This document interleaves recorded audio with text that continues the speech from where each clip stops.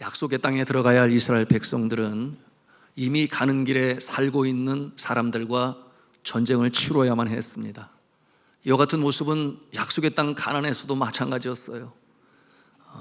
피할 수 없는 전쟁, 그 전쟁 앞에서 사람들은 두려움에 떨었습니다. 여러분, 전쟁은 그런 것 아닙니까?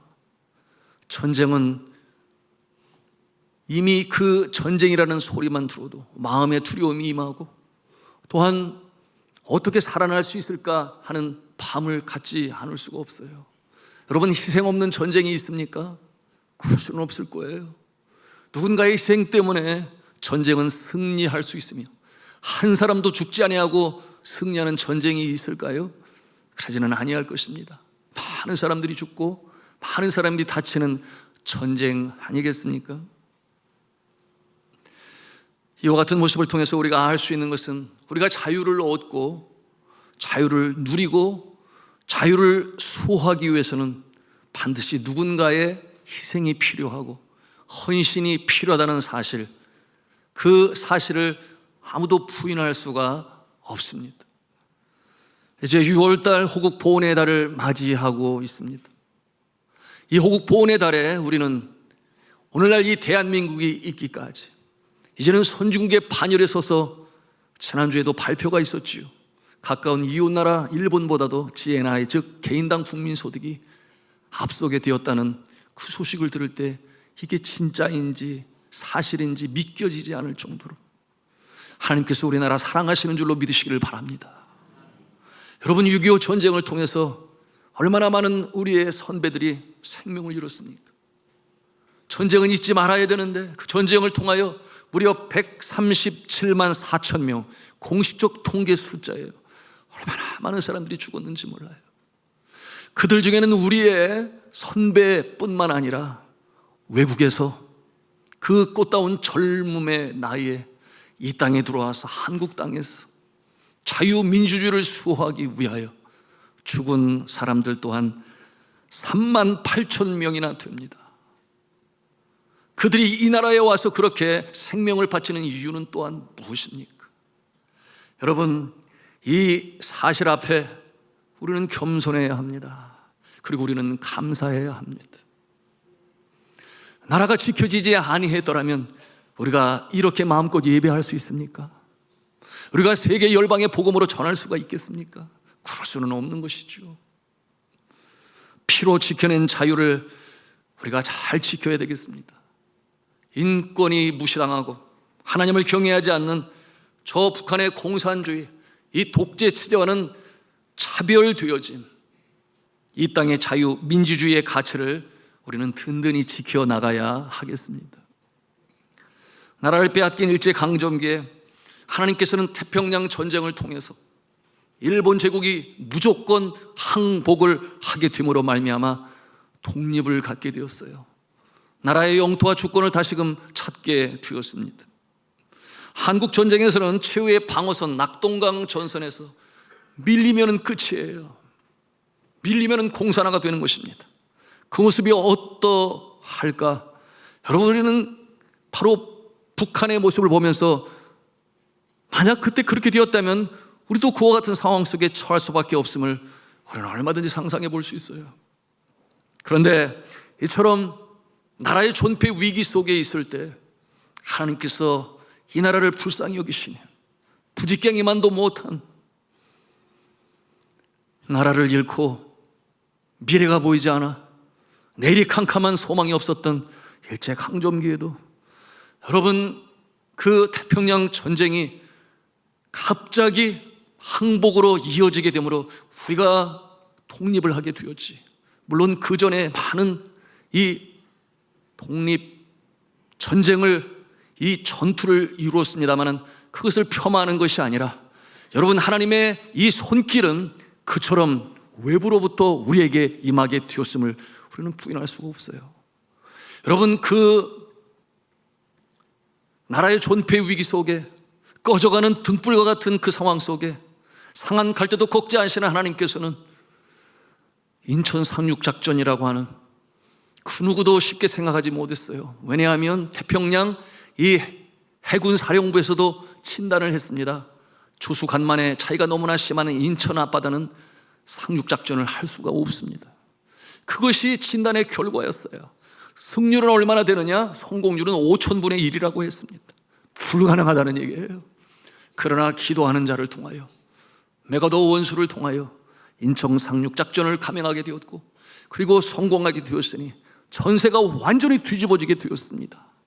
그리고 그 전세는 뒤집어지게 되어서 이 나라의 이 자유민주주의의 가치를 수호하게 되었으니, 여러분, 이것을 우리가 어떻게 설명할 수 있겠어요?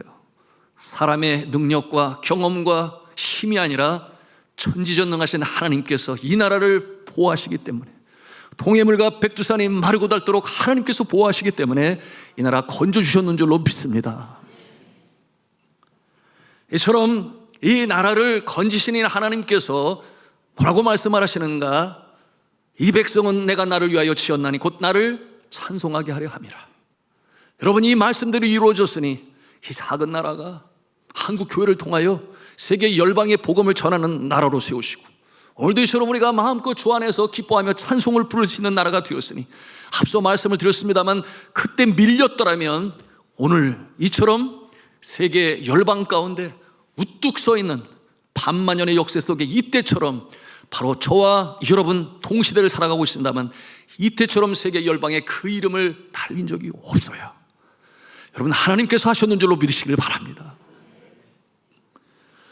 창조주 하나님을 마음껏 예배하게 하시고, 또한 세계 역사에 이바지할 수 있는 나라로 세우시고, 오늘 본문에서도 말씀하신 바, 여러분, 이 전쟁 있어서는 아니 되지만 전쟁이 벌어지게 될 때에 하나님께서는 이스라엘 백성들에게 말씀하시는 거예요. 두려워하지 말라, 놀라지 말라, 떨지 말라. 오늘 말씀을 통해서 하나님께서 주시는 말씀이니 왜 그렇다는 거예요? 전쟁은 여호와의 손에 속한 것이니 내가 너희와 함께 할 때 너희는 반드시 승리하리라. 이와 같은 내용으로 주님께서 말씀하시는 것입니다. 이와 같은 내용이 역대하 20장 15절에 전쟁의 주체가 누구신가 말씀하고 있는데, 함께 그 구절을 읽도록 하겠습니다. 시작. 두려워하거나 놀라지 말라. 이 전쟁은 너에게 속한 것이 아니요 하나님께 속한 것이니라. 아멘. 전쟁의 승패가 하나님의 주권에 달려있다 하는 것을 이처럼 아주 명료하게 말씀하고 계세요. 전쟁을 눈앞에 둔 이 두려움에 뜨는 이스라엘 백성에게 모세가 격려하며 주의 말씀으로 선포합니다. 신명기 20장 1절 말씀인데요, 우리 같이 읽도록 합니다. 시작. 네가 나가서 적군과 싸우려 할 때 말과 병거와 백성이 너보다 많음을 볼지라도 그들을 두려워하지 말라. 애굽 땅에서 너를 인도하여 내신 네 하나님 여호와께서 너와 함께 하시느니라. 아멘입니다. 그리고 실제로 하나님께서 함께 하시니까 그처럼 약속의 땅 가나안 땅 진격하여 승리하며 들어가게 하셔서 마침내 그 땅을 차지하게 하시는데, 저는 한번 생각을 해보았어요. 이스라엘 백성들이 얼마나 전쟁에 능한가, 이렇게 승리를 할 수 있을 정도로 그렇지 않다는 거예요. 여러분, 그들의 역사를 보십시오. 애굽 땅에서 430년 동안 종살이를 합니다. 국구성을 쌓는 일로 노역에 시달렸어요. 언제 한번 모여서 창을 휘둘러 보고 전쟁을 위한 훈련을 받은 적이 한 번이나 있습니까? 없어요. 그런 민족이 아니에요. 광야에서 40년 동안 유리하는 동안에도 그들이 모여서 전쟁 준비를 하였는가? 성경 어디에 보아도 없어요. 그런데 그처럼 전쟁에 무능한 자들을 하나님께서는 들어 사용하시니, 이처럼 약속의 땅 가나안 땅 하나님의 약속의 말씀이 이루어지기 위하여, 하나님의 영광이 나타나시기 위하여 이들을 사용하셨다라는 설명 외에 어떤 다른 설명이 없습니다. 하나님의 손길이 함께 하셨기에 그처럼 전쟁에서 승리할 수가 있었던 것이죠. 과거에 유럽과 이 북아프리카를 체포했었던 로마 제국, 절대 권력으로 이 점령한 땅의 백성들이 한 마음으로 만들기 위하여 아주 무서운 계획을 세웠습니다. 그것은 무엇인가 하면 각자 다른 신앙을 가지고 있었어요. 그런데 한 마음으로 만들려고 하니까 이 황제가 황제 숭배, 곧 황제가 신이다라고 하는 기치를 내걸고 그들의 마음을 하나로 모으려고 했습니다. 그러니 그 엄청난 전리품을 가지고 아주 웅장하고 아름다운 멋진 이 황제가 거하는 궁과 더불어 신적으로 숭배할 수 있도록 그 규모를 만천하에 드러내게 되었으니, 여러분, 많은 사람들이, 속국에 있는 사람들이 이 로마의 황제 앞에 고개를 숙였습니다. 신적 존재로 그렇게 숭앙하였습니다. 그렇지 아니하면 박해받고 핍박받고 어려움 속에 처하게 되니까 어쩔 수 없는 상황이었어요. 그 상황일 때 여전히 믿음을 수호하고 진리를 수호하는 자들이 있었습니다. 그들은 핍박당하고 박해당하고 순교자의 길을 걸어갔는데 그 기간이 무려 300년이나 돼요. 여러분, 그들을 가리켜 사람들은 뭐라고 불렀는가? 크리스찬이라고 불렀어요. 그리스도인들이라 그렇게 불렀습니다. 그들은 절대 믿음의 기계를 포기하지 아니했습니다. 이와 같은 상황 가운데서 그들이 당하는 아픔이란 이루 말할 수가 없었어요. 로마 시민들의 눈요깃거리가 되기 위하여 짐승들의 밥이 되는 그런 참으로 끔찍한 비인간적인 그런 고통도 겪어야 했습니다. 그러나 그 같은 상황에서 인류의 역사를 주관하시고 흥망성쇠를 다스리는 하나님께서 가만히 계시지 아니하셨죠. 그런 놀라운 반전의 역사, 역전의 역사가 나타나게 되었는데, 그것은 AD 313년에 로마의 황제였던 컨스탄티누스 대제를 통하여 기독교의 자유가 주어지고 기독교도 하나의 신앙으로 인정을 받게 되고, 그리고 더 이상 황제 숭배 사상도 더 이상은 지속되지 않게 되었으니, 여러분, 이것은 사람의 생각으로 설명이 불가능해요. 오직 하나님께서 역사하셔서 그렇게 되었던 것입니다. 여기에 대한 내용은 역사를 아시는 분은 다 아실 거예요. 그 당시에 로마의 황제 디오클레티아누스 황제, 그에게는 네 아들이 있었습니다. 이 네 아들 중에 장남이 컨스탄티누스였어요. 보통 왕권을 넘기게 되면은 장자에게 왕권이 넘어갑니다. 그건 뭐 우리나라도 마찬가지예요. 그런데 이 네 아들에게 영토를 나누게 되었던 이유가 있었으니, 장남이었던 컨스탄티누스는 그의 어머니가 비천한 신분의 여인이었기 때문에 컨스탄티누스에게 이 전체 나라를 탈 수 있는 권한을 주지를 아니했어요. 이 비천한 신분의 여인은 왜 비천했는가? 크리스찬이었기 때문에, 하나님을 창조주로 예수님을 구주로 믿는 이 결연한 믿음을 가지고 있는 여인이었기 때문에 비천한 신분으로 낙인 찍히게 되었고, 그의 아들 컨스탄티누스가 황제가 되는 것에 대하여 원로들이 반대했어요. 사람들이 반대했어요. 여러분, 이렇게 되니까 이 형제들 간에 전쟁이 일어나게 되었습니다.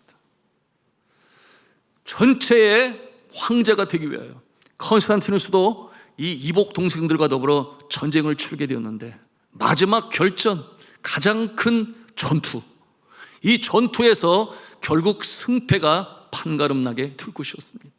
그때 이 컨스탄티누스는 밀란이라는 곳에서 이 전쟁 진영에서 잠을 청하게 되었는데, 여러분, 컨스탄티누스는 누굽니까? 그의 어머니가 기독교인이에요.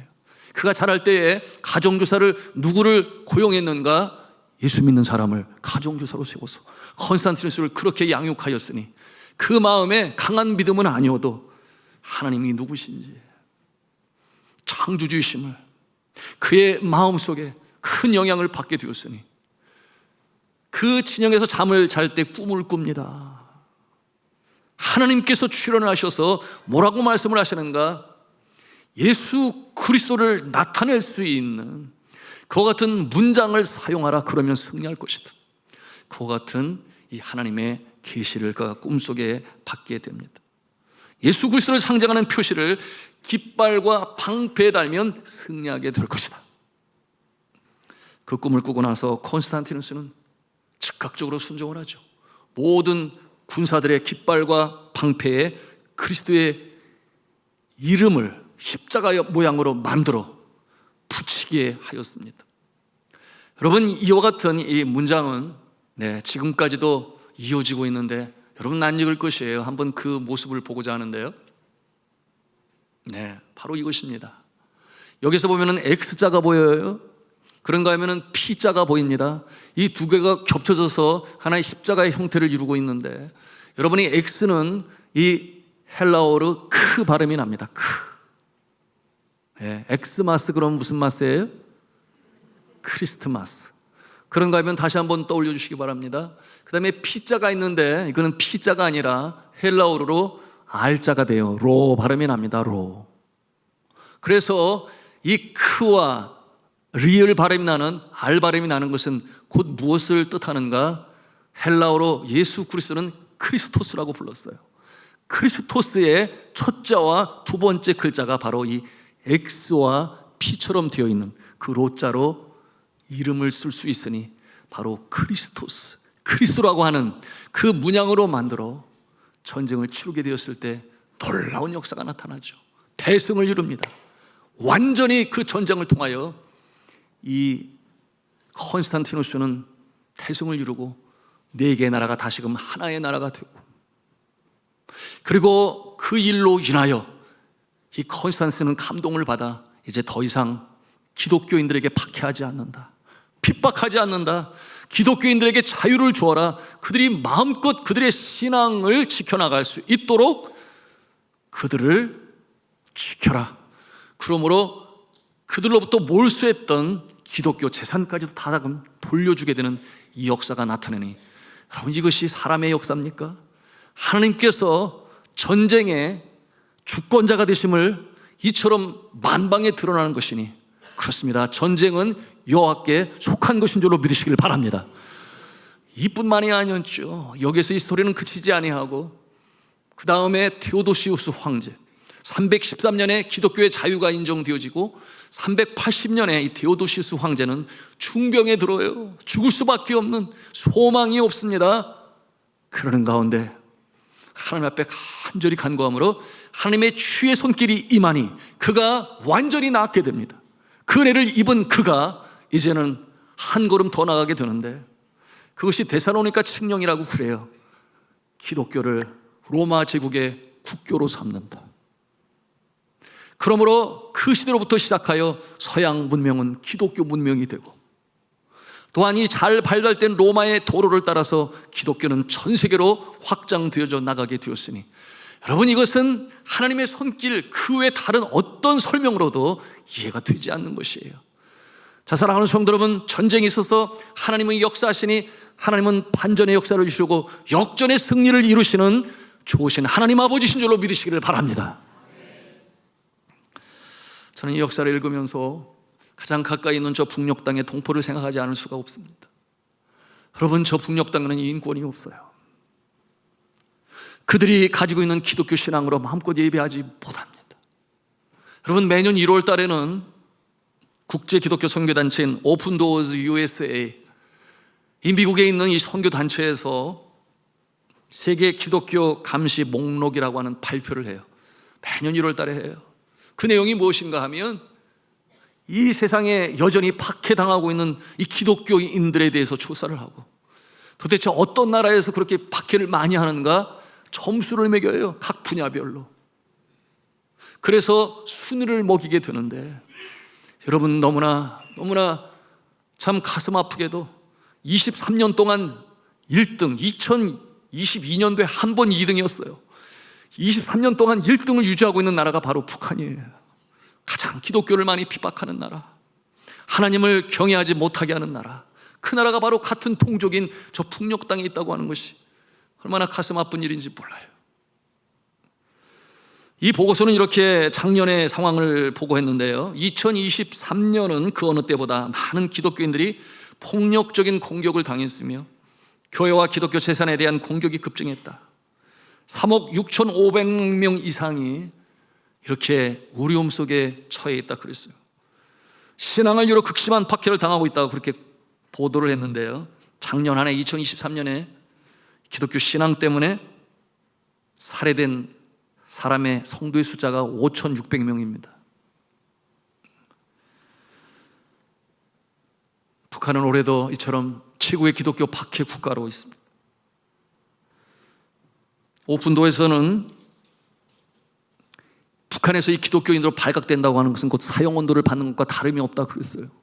즉결 처분이 되거나 아니면 이 감호소에 감금되게 되는데, 결국은 돌아서지 아니하면, 믿음을 버리지 않으면 총살형으로 사라지게 되는 그 어려움 속에 있음을 보도했습니다.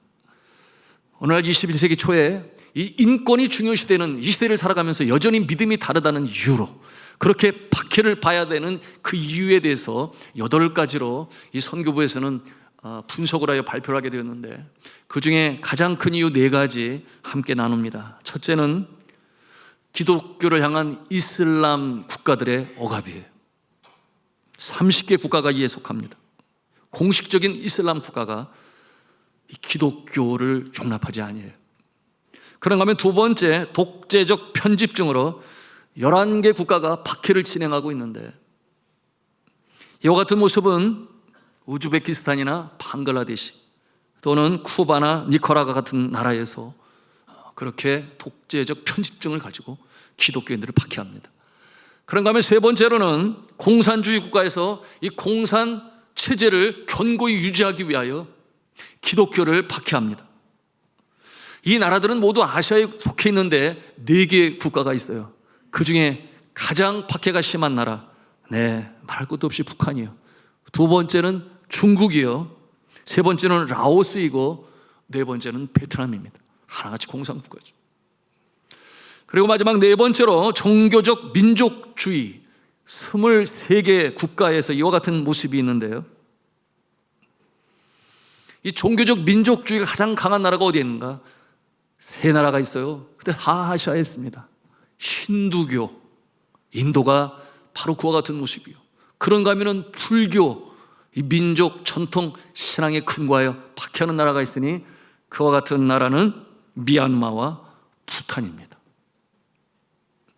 기독교인들을 주 표적으로 삼고 있습니다. 우리가 북한을 생각할 때마다 참으로 가슴 아파요. 힘권이 없어요. 그리고 발각되어지면 그 인생은 너무나 비참하게 살아갑니다. 이들을 위해서 우리가 기도해야 할 것은 끝까지 믿음을 수호하고 진리를 지키고 순교자의 길을 걷더라도 믿음을 저버리지 말게 하여 주옵소서. 이와 같은 기도를 하며 우리가 응원을 해야 하겠습니다. 왜냐하면 이 땅에서의 삶은 그렇게 길지 아니해요. 너나 할 것이 100년 남짓 천새집이라고도 표현할 수 있겠죠. 영원한 우리 영혼의 본향인 하늘나라에서 영원히 살 것인데, 그 순간 이 환난 때문에 믿음을 저버리고 말면 그의 한날은 어떻게 될 것인가? 이 세상에서는 안전할지 몰라도 영원히 살아야 할 저 하늘나라에서 말입니다. 이와 같은 내용은 이미 요한계시록을 통해서 우리에게 예언하고 있는 바예요. 요한계시록 6장 9절의 말씀을 함께 보기를 원합니다. 같이 읽습니다. 시작. 5째 인을 떼실 때에 내가 보니 하나님의 말씀과 그들이 가진 증거로 말미암아 죽임을 당한 영혼들이 제단 아래에 있어. 여러분, 이 말씀에서 죽임을 당한 영혼들이란 누구겠습니까? 이 땅에서 믿음을 지키다가 순교당한 영혼들이에요. 그들이 하나님 전에 서 있습니다. 보좌 앞에 있는 자들. 이어지는 10절 말씀 또 읽기를 원합니다. 같이 읽습니다. 시작. 큰 소리로 불러 이르되 거룩하고 참되신 대주제여, 땅에 거하는 자들을 심판하여 우리 피를 갚아주지 아니하시기를 어느 때까지 하시려 하나이까 하니. 순교를 당한 자들이 하나님 보좌에서 탄원을 하는 거예요.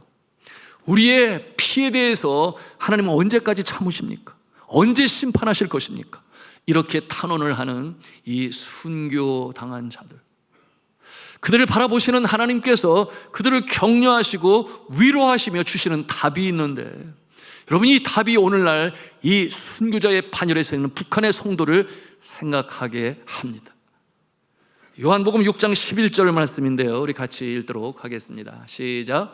각각 그들에게 흰 두루마기를 주시며 이르시되 아직 잠시 동안 쉬되 그들의 동무 종들과 형제들도 자기처럼 죽임을 당하여 그 수가 차기까지 하라 하시더라. 이미 순교한 자들을, 그 영혼을 위로하시는 하나님께서 천국에 입성하는 자에게 최고의 영광인 흰 두루마기, 이 세마포 옷을 그들에게 주십니다. 흰 세마포, 이것은 영광을 상징하는 거예요.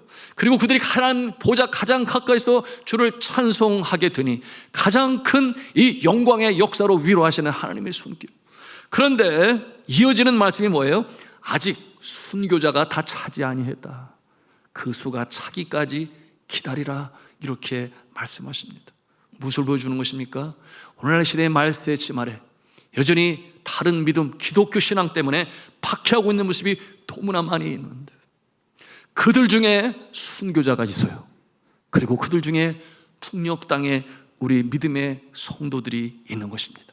그들이 끝까지 믿음을 지켜서 정말 이 땅에서는 어려움과 환난, 불같은 시련 속에 있지만 저 하늘나라 주님의 품에 안길 때 흰 두루마기를 받으며 가장 가까이서 하나님의 영화를 찬송하는 그 모습으로 이어질 수 있도록 여러분, 우리가 기도 많이 해야 됩니다. 그들을 응원할 수 있어야 합니다. 여러분, 이와 같은 이 순교자의 영광, 이 순교자의 영광은 아무에게나 주어지는 것은 아니에요. 내가 순교자가 되고 싶다고 해서 순교자가 되는 것은 아닙니다. 제가 이런 말을 할 때 한편 어떤 분들은 다행이다, 뭐 이렇게 생각하실지 모르겠어요. 사실 누구나 두려움이 있어요. 어떤 두려움? 죽음에 대한 두려움. 그렇게 생각할 수 있습니다.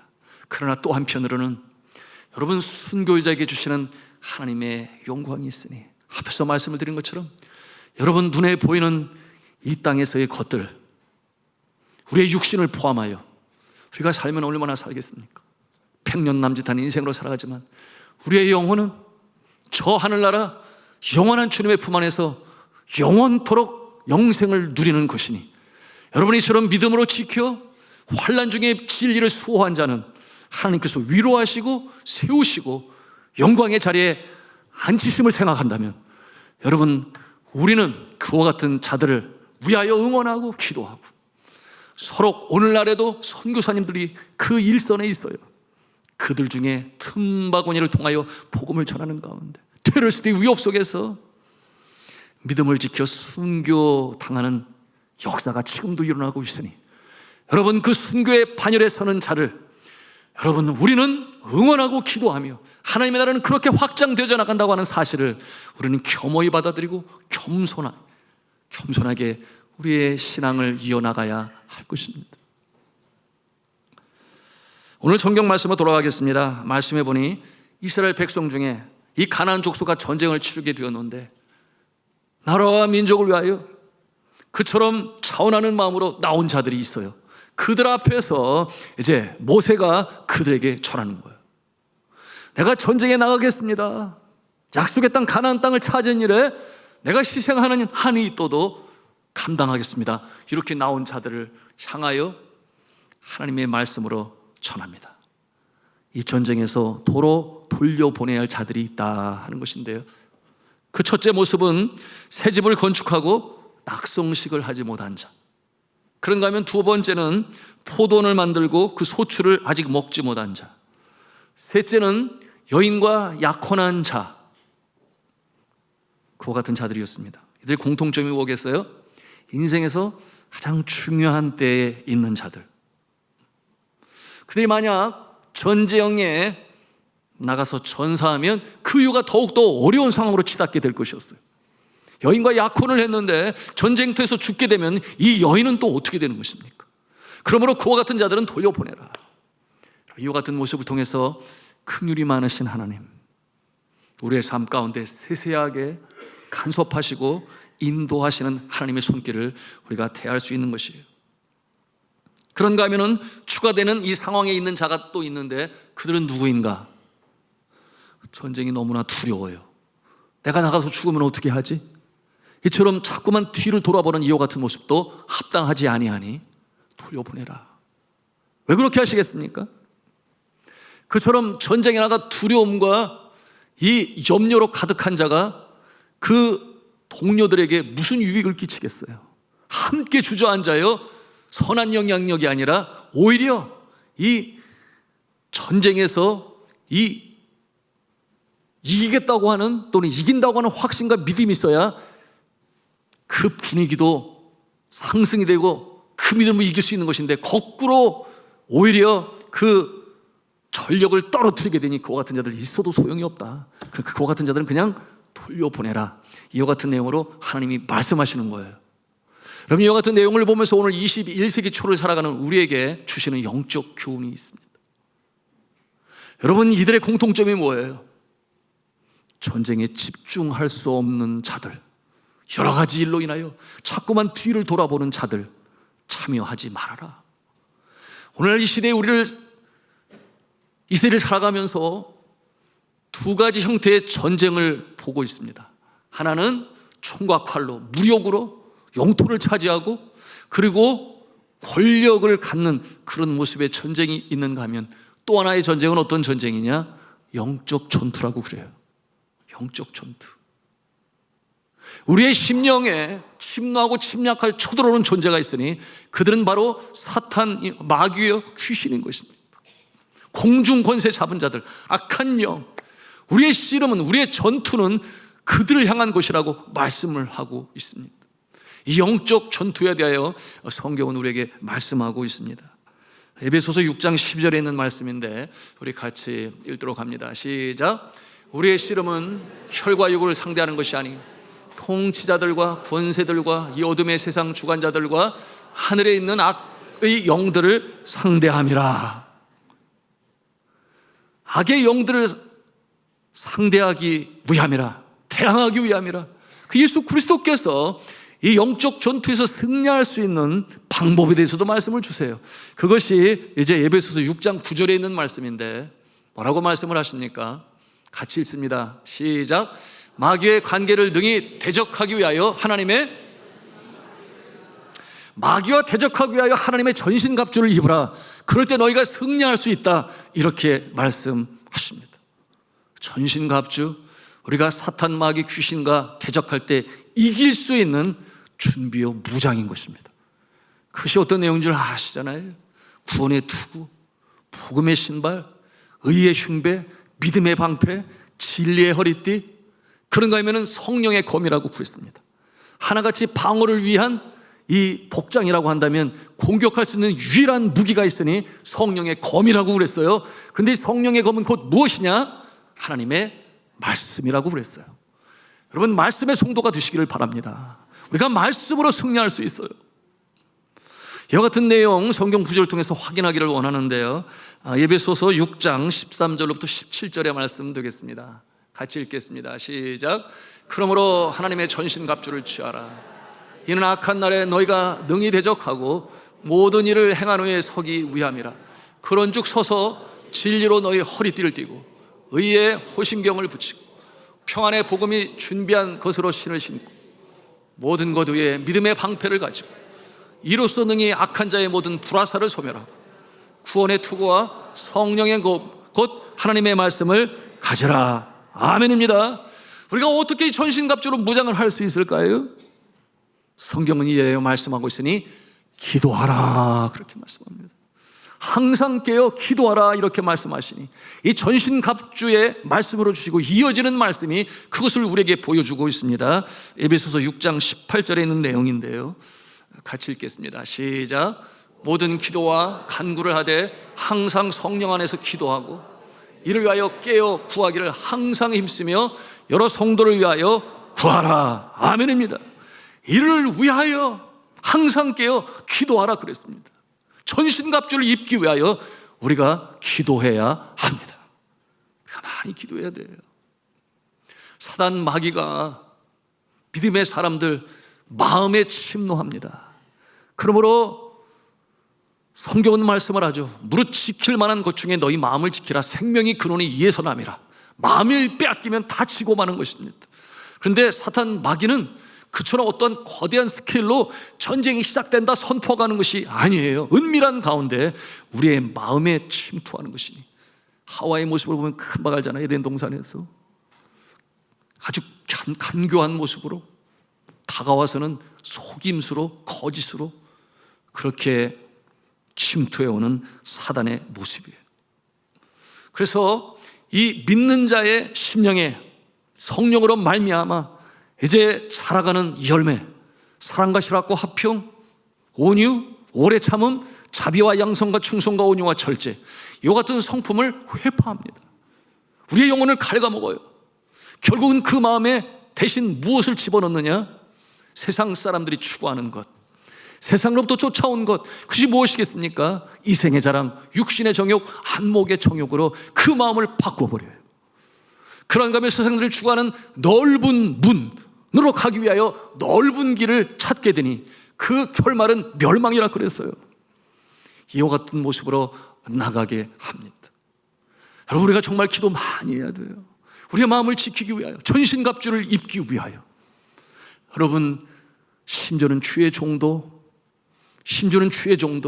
이 침노하는 이 악한 영에 무릎을 꿇는 경우들이 허다합니다.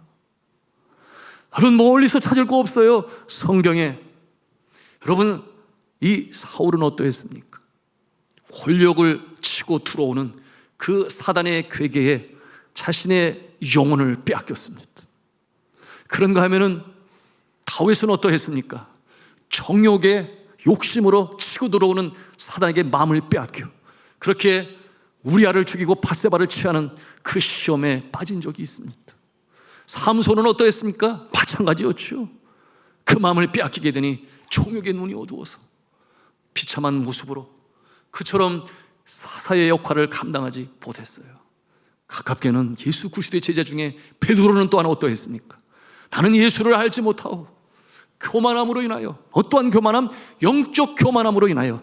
여러분, 교만, 탐심, 다툼, 시기, 질투 모두가 다 이 악한 영으로부터 우리의 마음에 씨앗을 뿌리는 것이니 우리가 마음을 빼앗길 때 걷잡을 수 없는 벼랑에 떨어지고 파는 것이에요. 예수님은 그러시지 아니하셨죠. 금식하며 기도하실 때, 40일 동안 보내실 때 여러분, 제일 먼저 물질의 욕심으로 다가왔죠. 이 돌덩이가 떡덩이가 되게 하라. 그것은 생계에 필요한 것으로 욕심을 갖게 하는 것이니 예수 그리스도께서 이러한 지하에 물리치시죠. 사람이 떡으로만 사는 것이 아니다, 물질로만 사는 것이 아니다, 그보다 더 귀하고 소중한 것이 있으니 하나님의 말씀으로 살아야 된다. 물리치신 예수 그리스도. 두 번째는 어떠한 사탄의 시험이었습니까? 그것은 바로 영적 교만으로의 초대였죠. 가장 높은 곳 예루살렘에서 가장 높은 곳 예루살렘 성전, 예루살렘 성전에서 가장 높은 곳 성전의 꼭대기, 거기에 예수 그리스도를 세우시고 여기서 뛰어내려라. 천사들이 너를 받아줄 것 아니냐. 주 여호와 하나님을 시험하지 말라. 하나님께서 어련히 알아서 나를 보호하실 것인데 뭐하러 시험하고자 내가 뛰어내려야 할 이유가 뭐냐 도대체. 이런 자에 이 교만으로 초대하는 이 사탄의 침노를 완벽하게 물리치시는 예수 그리스도. 어떨 때? 기도하실 때. 그런가 하면 마지막 가장 높은 곳으로 올라가서 이 세상을 다 줄 테니 나에게 경배하라. 그것은 곧 권력에 대한 사탄의 마음에 치고 들어오는 욕심이었습니다. 그때 예수 그리스도께서 뭐라고 그랬습니까? 주 너의 하나님을 시험하지 말라. 나는 하나님만 섬기겠노라. 세상의 권력을 섬기지 않겠노라. 이와 같은 내용으로 승리하시는 예수 그리스도. 여러분, 이 영적 전투에서 우리가 승리하기 위해서는 전신갑주를 입어야 하는데 기도하는 자 이 전신갑주를 입어 승리를 선포할 수 있으니 한번 따라서 하겠습니다. 나는 승리한다. 하나님이 함께 하시니 승리한다. 믿으시면 아멘 하십시다. 나는 승리합니다. 하나님이 함께 하시기 때문에 그것이 오늘 이 신명기를 통하여 우리에게 주시는 영적 교훈인 것이에요. 때로 나의 마음에 그처럼 세상으로부터 쫓아온 것으로 유혹으로 닥쳐올 때 우리는 정신 차려야 됩니다.